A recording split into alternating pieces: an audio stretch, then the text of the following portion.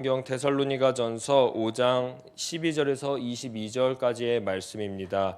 제가 가진 성경으로는 신약성경 332면에 있습니다. 데살로니가전서 5장 12절에서 22절까지 말씀 한 절 한 절 교독하신 뒤에 마지막 22절은 다 함께 합독하시도록 하겠습니다.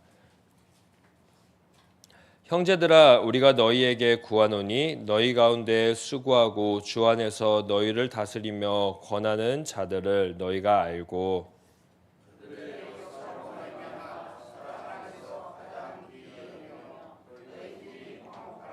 또 형제들아, 너희를 권면하노니 게으른 자를 권계하며 마음이 약한 자들을 격려하고 힘이 없는 자들을 붙들어주며 모든 사람에게 오래 참으라.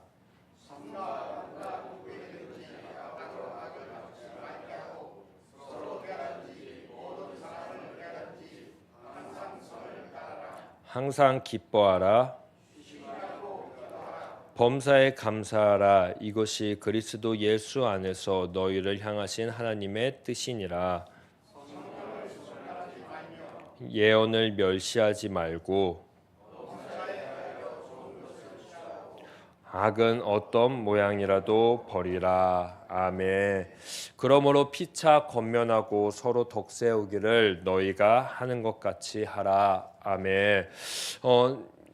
우리 바로 앞절에 있는 말씀입니다. 이 데살로니가전서 5장 21절 말씀에서 나오는 그러므로 피차 권면하고 서로 덕세우기를 너희가 하던 것처럼 쭉 하라라는 이 말씀은 데살로니가 5장 11절에 나오는 이 말씀입니다. 이 말씀은 바울이 강조하는 그러한 말씀입니다. 왜냐하면 데살로니가전서 이 데살로니가 교회에는 재림신앙 예수 그리스도를 기다리는 삶으로 하루하루 살아왔습니다. 그런데 그 삶이 어느 순간 잘못된 모습으로 그들의 신앙 가운데 그들의 삶 가운데 뿌리 내렸던 것입니다. 서로 권면하고 덕을 세우면서 예수 그리스도가 오시는 그날을 기다려야 됐었는데요.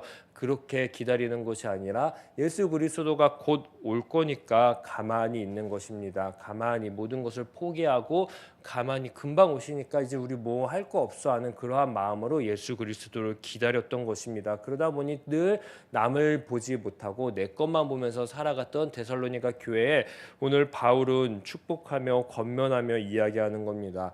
교회는 예수 그리스도를 기다릴 때 다른 것이 아니라 서로 권면하면서 그리고 덕을 세우면서 기다려야 된다. 이 모습이 늘 있어야 된다라고 바울은 강조했습니다. 이 11절의 모습이 오늘 저에게도 그리고 우리 사랑하는 우리 교회 가운데에도 늘 있기를 축복합니다. 데살로니가 전서를 시작하면서 바로 끝부분을 이제 전하게 되었습니다. 성경책 제목에 보게 되면요, 이런 글들이 다들 적혀 있을 거라고 생각합니다. 권면과 끝 인사라고 성경책에 보면 적혀 있습니다. 권면과 끝 인사입니다. 바울은 이제 바로 권면하고 끝 인사를 맺으려고 하고 있습니다. 데살로니가의 마지막 부분인 것이지요. 편지의 마지막이니까 바울은 이 편지의 마지막 부분에 가장 중요하고 가장 강조하고 싶은 내용들을 이제 마구마구 쏟아낼 것입니다. 그러다 보니까 바울의 표현들이 모두 부탁의 표현들입니다. 뭐뭐 해주면 좋겠다, 뭐뭐 했으면 좋겠다, 뭐뭐 하지 말아라 라는 그러한 부탁들로 쭉 느려져 있습니다. 이 권면과 끝인사의 시작인 이 12절만 보아도 그렇습니다. 형제들아, 우리가 너희에게 구하노니 라고 이야기를 합니다. 다르게 번역하면 부탁하오니, 부탁으로 시작하고 있습니다. 어떤 부탁으로 시작하고 있습니까? 여러분 가운데 수고하면서 주님 안에서 여러분을 지도하고 훈계하는 이들을 알아보라라는 그러한 부탁으로 시작하고 있습니다. 첫 번째 부탁입니다. 우리 안에 지도하고 훈계하는 이들을 알아보라는 부탁이죠. 왜 이런 부탁을 했을까요? 이유는 간단합니다. 아까도 11절을 이야기했듯이 알아봄을 통해서 서로 격려하라는 것입니다. 서로 세워주라는 것입니다.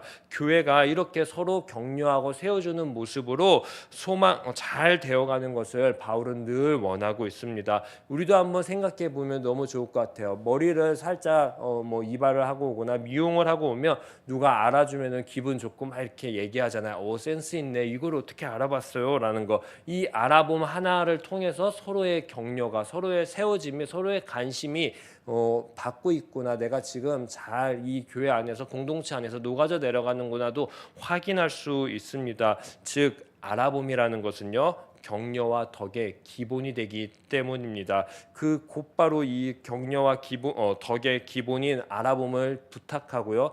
두 번째 부탁을 합니다. 13절의 부탁인데 이거는 너무나 잘 알고 있는 것처럼 사랑 안에서, 교회는 늘 사랑 안에서 서로 존경해야 되고 서로 존중하고 화목해야 된다라는 그 부탁을 바울이 했습니다. 그리고 14절에 가서 또다시 부탁을 합니다. 계속 부탁을 해 나가고 있습니다. 첫 번째 부탁입니다. 14절의 첫 번째 부탁. 이 게으른 사람들을 훈계하라라고 합니다. 왜 게으른이라고 번역이 되었을까라는 생각을 해보고 다른 번역들을 좀 찾아보았습니다. 그런데 이 게으름이라는 번역보다는 무질서하게 하는 이라는 것이 조금 더 옳다라고 보고 있습니다. 무질서하게 하는 사람들을 훈계하라라고 합니다. 아까도 이야기를 했습니다. 데살로니가 교회에는 너무 건강한 교회이면서도 잘못된 것이 하나 퍼졌습니다. 재림에 대한 올바른 사고방식이 제대로 퍼지지 않았습니다. 그러다 보니까 사람들이 아무것도 하지 않고 그냥 맥없이 늘 주님이 오시겠지 하고 기다렸다라고 이야기를 했습니다. 즉 무질서하는 사람들입니다. 게으른 사람들입니다. 아무것도 하지 않았기 때문이죠. 바울은 뭐를 하라고 권면하고 있죠? 서로 권면하고 덕을 세우는 교회가 되라고 했는데 아무것도 안 하고 예수 그리스도가 곧 오겠지 하고 그냥 퍼져 있었던 이 교회를 향해 게으름, 무질서하다라고 우리는 표현할 수 있습니다. 그 사람들이 보일 때마다 어떻게 하라고 합니까? 훈계하라고 합니다. 알려주라고 합니다. 그렇게 하면 안 돼라고 부탁하라고 합니다. 두 번째입니다. 그리고 마음이 약한 사람을 격려하고 세 번째 힘이 없는 사람을 도와주고 마지막으로 모든 사람에게 오래 참으라라고 이야기를 하고 있습니다. 그래서 그런지요, 바울은 권면과 덕사우기가 가장 필요한 오늘에 나온 사람이 약한 사람, 힘이 없는 사람을 꼭 도와주는 교회 공동체가 되어야 된다라고 이야기를 합니다. 이 약한 사람, 힘이 없는 사람에게 권면하고 도와주려면 필요한 성품이 있습니다. 어떤 성품일까요? 바로 오래 참음이라는 그 성품이 필요합니다. 바울은 이러한 부탁들을 하고 데살로니가 교회가 격려와 덕이 풍성한 교회가 되기를 정말 소망하고 소망을 하고 있었습니다. 이러한 소망 가운데에서 데살로니게 교회가 세상과는 조금 더 다른 모습, 구별된 모습으로 살아갔으면 좋겠다는 그 소망도 전달을 하고 있습니다. 세상은 어떤 모습으로 살아갈까요? 악을 어떻게 할까요? 악으로 갚으면서 살아가는 세상입니다. 그러다 보니 그 반대의 삶을 좀 데살로니게 교회가 살았으면 좋겠다. 세상은 악을 악으로 갚지만 부디 데살로니가 교회는 15절에 있는 말씀처럼 악을 악으로 갚지 말고 도리어 서로에게 모든 사람에게 항상 좋은 일을, 좋은 말을 하려고 애쓰기를 오늘 15절에 부탁을 합니다. 이 15절을 살아내기 위해서는요, 필요한 성품들이 있습니다. 필요한 모습들이 있습니다. 그 모습이 16절에서 18절 고스란히 따라오기 시작합니다. 어떤 모습일까요? 항상 기뻐하라라는 것입니다. 악을 악으로 갚지 않으려면은 우리 안에 그 악을 악으로 보지 않기 위해서 늘 기쁨이라는 존재가 있어야 됩니다. 기쁨이라는 감정이 늘 있어야 됩니다. 어떻게 이것을 기쁨으로 돌파해 나갈 수 있을까? 악을 내 안에서 기쁨으로 소화해 나갈 수 있을까? 이 기쁨의 감정 항상 힘쓰라라는 것입니다. 두 번째입니다. 그것을 기쁨을 유지하기 위해서는 또 어떻게 해야 될까요? 우리가 제일 잘 아는 기도를 해야 하는 것입니다. 소멸되지 않게요. 악을 악으로 갚지 않기 위해 늘 기도하라라고 바울은 권면합니다. 마지막입니다. 이것들을 다 유지하기 위해서 가장 필요한 것이 있다라고 합니다. 바로 감사라는 것입니다. 감사의 감정과 감사의 행동을 늘 하면서 살아가라라고 바울은 권면을 합니다. 세상은 악을 악으로 갚다 보니까요, 우리들의 삶 가운데 시련이라는 것도 줄 때가 있습니다. 좌절이라는 것도 줄 때가 있습니다. 역경이라는 것도 우리에게 찾아올 때가 있습니다. 그러다 보면요, 어떻게 하고 싶을까요? 무언가 그 상황 가운데서 벗어나고 싶고 도피하고 싶은 마음들이 생깁니다. 그런 모든 시련, 좌절, 역경 때 생각하라는 것입니다. 그 순간순간에 늘 함께 계시는 분이 있다. 누구일까요? 바로 예수 그리스도, 하나님이 늘 우리와 함께하고 있다. 그 하나님을 바라보면서 기쁨으로, 기도로, 감사로 제발 좀 모든 상황들을 이겨내라라고 바울은 부탁을 하고 있습니다. 나아가 이 기쁨, 기도, 감사로 교회가 서로 권면하고 또 덕을 세우라라는 것이지요. 왜냐하면 이 모습이 교회를 향한 누구의 뜻입니까? 하나님의 뜻이기 때문입니다. 하나님의 가르침이기 때문입니다. 그런데 이 뜻, 말씀, 가르침을 듣지 아니하니까요. 제발 뭐뭐 좀 하라라는 부탁을 19절에서부터 20절에 하기 시작합니다. 어떤 것을 제발 하지 말라고 이제 바울이 부탁하냐면요. 하나는요. 성령을 뭐 하지 말라고 합니까? 소멸하지 말라라는 부탁을 하고요. 두 번째로는요. 예언을 멸시하지 말라라는 부탁을 하기 시작합니다. 여기서 우리는 생각해 보아야 됩니다. 성령 하면은 어떤 이미지들이 다들 떠오르십니까? 강력한 이미지가 떠오를 거요. 불 같은 것이 떠오를 것이고요. 방언도 떠오를 수 있고 예언도 떠오를 수 있고 성령의 세례받은 사람들의 모습들이 떠오를 수 있을 것입니다. 허나 바울은 계속 일관되게 이야기하고 있는 것이 있습니다. 교회 안에서 뭐 하라고 하는 거죠? 권면하고 서로 덕을 세우라라고 11절에서부터 쭉 일관되게 이야기를 하고 있습니다. 이 권면과 덕을 세우려면 무엇을 해야 한다라고 계속 부탁해 왔습니다. 맞습니다. 성령을 소멸하는 것은 다른 것이 아닙니다. 바로 교회 안에 권면과 덕 세우기를 통해서 하나 되게 해야 되는 건데 그거를 무질서하게 하고 그거를 게으르게 하는 것들 어떻게 하라는 것입니까? 반대하라라는 것입니다. 그렇게 살아가지 말라라는 것입니다. 그렇게 무질서하게 만들고 게으르게 하는 것을 차단하라라는 것이죠. 게으르게 하고 무질서하게 하는 그 근본적인 이유가 있는데 그 이유는 바로 20절의 말씀처럼 예언을 어떻게 하는 걸까요? 멸시하기 때문입니다. 예언은 어떤 것일까요? 하나님의 말씀입니다. 하나님의 뜻을 전하는 사람입니다. 그 하나님의 말씀과 뜻을 제대로 듣지 않았습니다. 하나님의 말씀과 뜻을 지금 전하는 사람이 있습니다. 누구일까요? 18절에서부터 쭉 나오는 바로 바울입니다. 바울의 말을 지금 데살로니가 교회가 듣지 않는 것을 지금 우리는 볼 수 있습니다. 그러니 바울이 계속 부탁하는 것입니다. 18절에서도 말했듯이 하나님의 뜻이 무엇입니까? 바로 교회를 향한 바울의 부탁들이 모두 하나님의 뜻, 예언입니다. 이 부탁은 다른 것이 아니었습니다. 교회가 교회되게 하는 그러한 부탁들이었습니다. 서로 권면하고 서로 덕세우기라는 교회가 데살로니가 교회여 제발 좀 됐으면 좋겠다라고 바울의 부탁입니다. 바울은 이제 마지막으로 강력하게 한방 외치기 시작합니다. 21절에서 22절 외칩니다. 수많은 소리가 우리 사람들 가운데에 우리 교인들 가운데 들리고 들릴 것이다. 그것들을 무질서하게 하고 교회를 나누게 하는 것은 좋은 것이 아니다. 그것은 버리고 무엇을 선택하라고 합니다. 좋은 것들을 늘 헤아리라고 취하라라고 이야기를 합니다.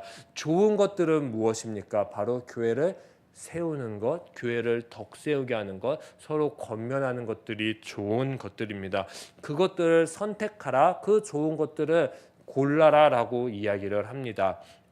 사랑하는 우리 시냇가 에셀나무 교회 오늘 새벽을 깨운 우리 성도님들, 우리들도 이러한 모습을 선택하는 교인들이 되면 좋겠습니다. 이러한 모습을 선택하는 우리 성도들이 되면 좋겠습니다.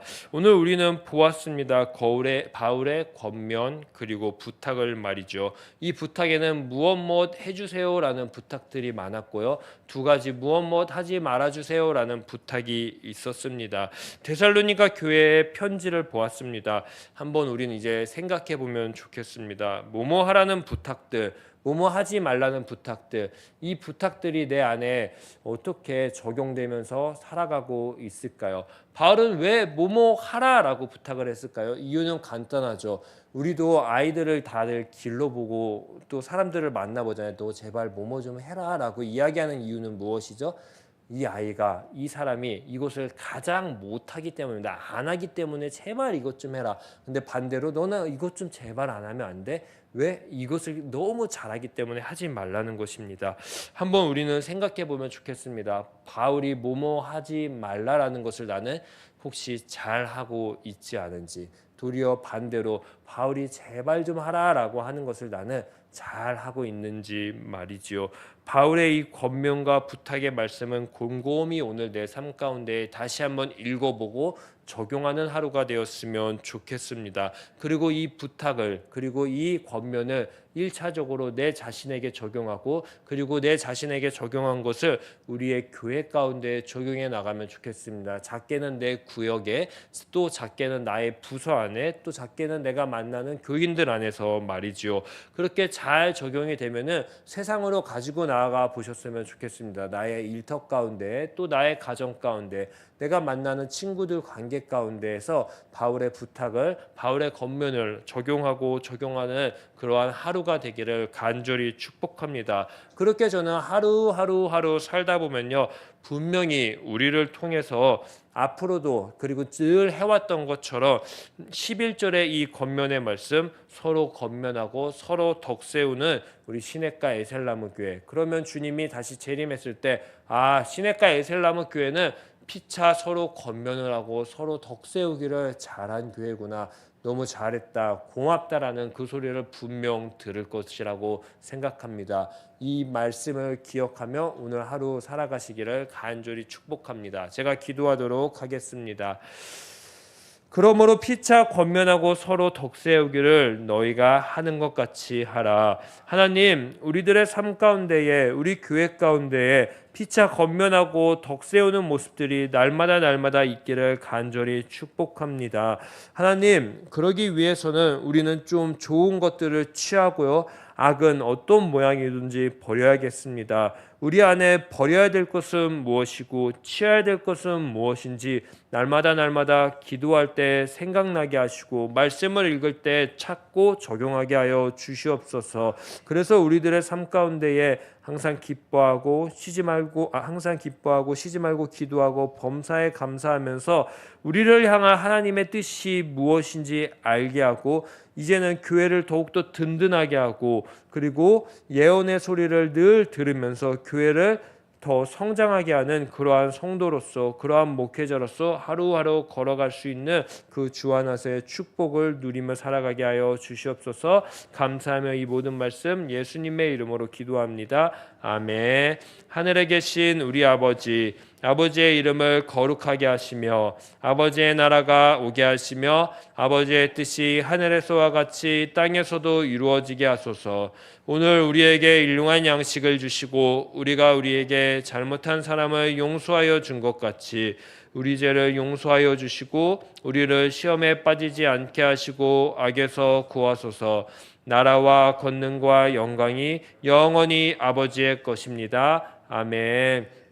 오늘도 기도하실 때 말씀을 기억하시면서 내 안에 바울의 부탁들이 얼마나 살아 숨쉬고 있는지 한번 확인하시고, 주님, 내 안에 바울의 부탁, 이 권면의 말씀들을 넣어 주시옵소서라고 우리 주여 한번 외치신 뒤에 합심해서 함께 기도하도록 하겠습니다. 주여!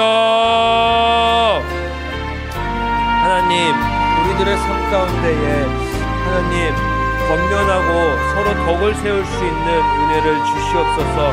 그러려면은 주 안에서 늘 언제나 하나님 수고하고 우리를 다스리는 자에게 나아가고 그들을 알아볼 수 있는 눈을, 마음을 넣어 주시옵소서.